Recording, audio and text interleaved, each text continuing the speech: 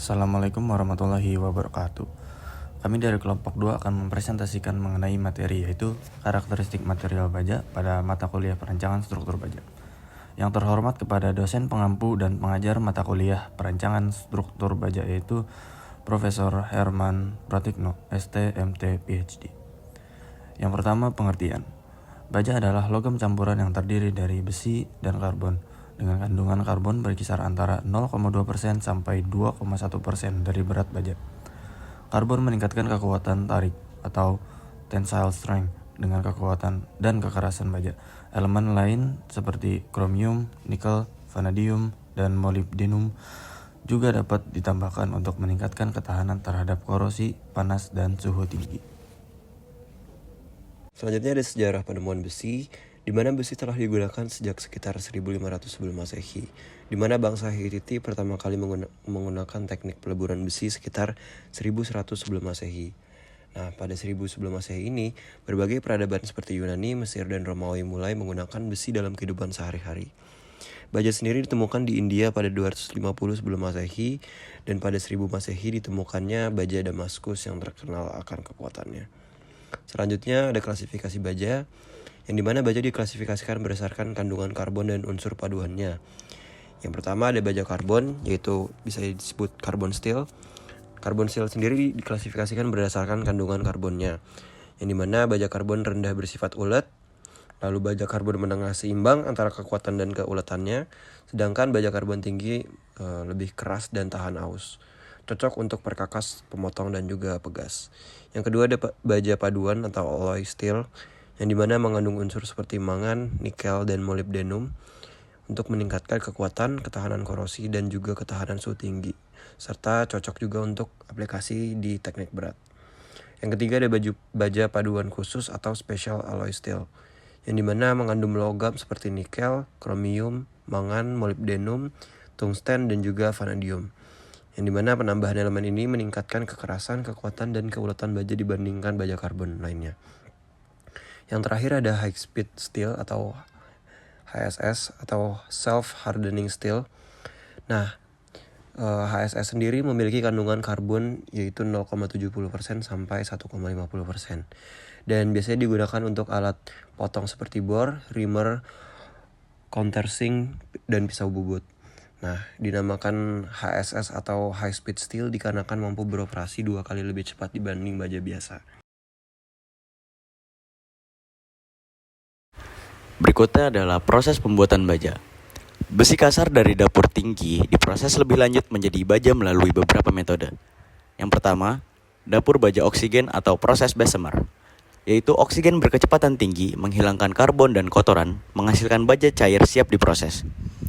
Yang kedua, dapur baja terbuka atau Siemens Martin, yaitu besi dilebur hingga 1600 derajat Celcius, oksigen mengoksidasi kotoran menjadi terak, lalu baja cair dituang. Yang ketiga, dapur baja listrik, yaitu elektroda karbon mencairkan besi bekas hingga 7000 derajat Celcius, sehingga menghasilkan baja berkualitas tinggi tanpa kontaminasi bahan bakar. Selanjutnya adalah sifat mekanik baja. Sifat mekanik bahan mencakup kekuatan tarik, kekuatan bengkok, kekerasan, kuat pukul, dan kuat geser. Kekuatan tarik adalah tegangan maksimum sebelum patah, sedangkan modulus elastisitas menunjukkan kekakuan material dalam batas elastis. Batas elastis menandai awal deformasi permanen, dan kekuatan luluh adalah tegangan saat material mulai mengalami luluh. Kekuatan tarik ultimat atau UTS adalah tegangan maksimum sebelum penyempitan signifikan. Keuletan menunjukkan deformasi sebelum patah, sementara kegetasan menandakan patah tanpa deformasi berarti. Modulus kekakuan geser menggambarkan hubungan tegangan geser dan puntiran, serta kekuatan geser ultimat adalah batas tegangan sebelum putus. Resilience mengukur energi yang diserap tanpa deformasi permanen. Toughness menunjukkan energi hingga patah, dan fracture toughness menilai ketahanan terhadap perambatan retak.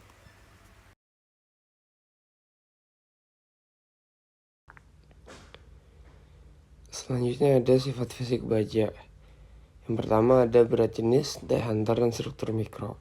Sifat fisik baja mencakup berat jenis, daya hantar listrik dan panas, sifat magnet, serta struktur mikrologam. Yang kedua ada daya hantar listrik. Logam mengantarkan listrik karena adanya elektron terdelokalisasi yang dapat bergerak bebas melintasi batas butiran kristal.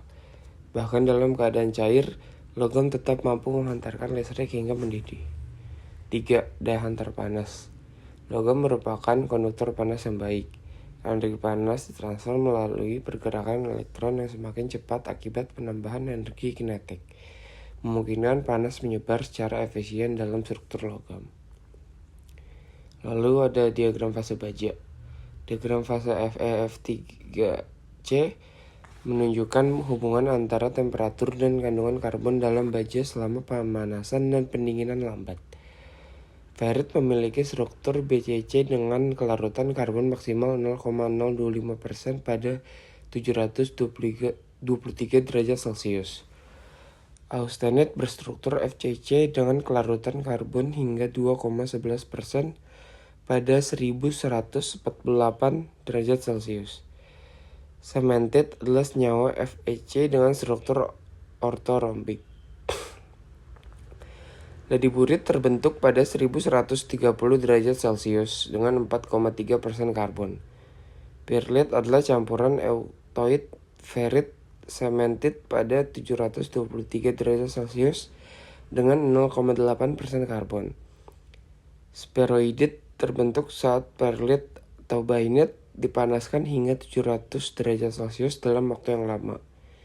Serta martensite muncul dari pendinginan cepat autensite, menghasilkan struktur non-equilibrium tanpa divisi karbon. Dan sampingnya ini adalah diagram time temperature transformation untuk baja. Sifat umum baja dan istilah industri. Yang pertama ada besi cor atau cast iron, di mana dibagi menjadi 4, yakni besi cor putih yang bersifat keras dan juga getas, biasanya digunakan untuk mixer semen, di mana kekerasannya sangat diperlukan. Kemudian ada besi cor kelabu atau grey cast iron, yang mana besi cor ini jenis yang paling umum dan bervariasi. Kemudian penggunaannya biasanya untuk rangka mesin, blok mesin, thermal rem, dan sebagainya. Kemudian ada malleable cast iron, di mana mempunyai kekuatan tarik yang lebih tinggi dibanding besi cor kelabu dan digunakan untuk komponen mesin yang menerima tegangan lentur. Kemudian ada nodular cast iron, di mana kekuatannya yang paling tinggi di antara besi cor yang lain. Besi cor ini biasanya digunakan untuk komponen yang menerima beban fatigue seperti piston, poros engkol, dan cam. Kemudian ada baja cor, di mana komposisi kimia dari baja cor ini sama dengan wrought steel, tetapi sifat-sifat mekaniknya lebih rendah. Kelebihan baja ini adalah mudah diproses dengan sand casting dan investment casting. Kemudian ada wrought steel. Kata wrought berarti memanipulasi, bentuk material dilakukan tanpa melelehkannya. Ada 2 macam proses yang biasa dilakukan, yaitu hot rolled steel dan cold rolled steel, di mana hot rolled steel ini melewati bilet baja panas pada beberapa roller, yang biasanya hasilnya yaitu plat, lembaran, kotak, tube, dan sebagainya. Baja ini digunakan untuk rangka struktur dan komponen mesin yang memerlukan proses permesinan lainnya. Sedangkan cold rolled steel dibuat dari bilet atau bentuk hasil hot rolling dengan melewatkannya dari roller pada temperatur kamar. Hasil proses ini biasanya berupa pelat, lembaran, tube, serta batang berpenampang lingkaran atau persegi. Yang terakhir ada standar penomoran baja, di mana penomoran baja yang telah dilakukan oleh beberapa organisasi profesional seperti ASTM, ISI, dan SAE, di mana 2 angka pertama nomor baja biasanya adalah jenis baja dan 2 angka terakhir menunjukkan kadar kandungan paduannya.